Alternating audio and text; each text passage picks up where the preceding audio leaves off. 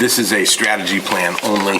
We are not voting on any specific requests. We are not transferring any funds presently.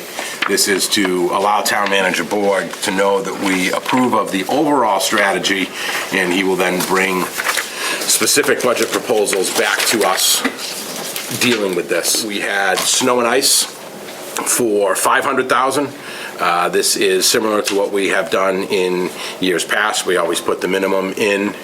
If we have an annual snowfall year, we'll probably be into that for about $300,000 to $400,000 depending. $500,000 for economic development.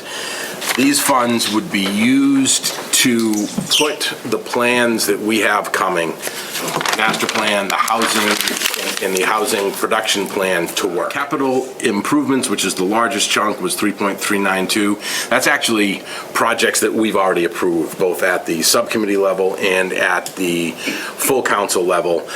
Things which we had agreed to borrow for in the past, which we can now pay for out of free cash in an effort to save our line of credit and how much we can borrow. We could end up in a position where we spend $2 million on a feasibility study and we get eye-bulging numbers back that we simply can't afford, or we have to be very creative in how we can afford them, but we can't get there until we fund the study.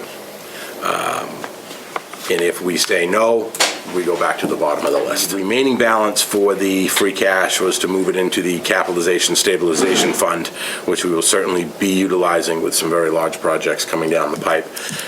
This will allow those funds to be invested to kind of get some return back instead of just leaving it in the operating account. I would say that, none of these are set in stone. We put around $500,000 on top of the $250 that we budget, but we've used about $400 of that each year.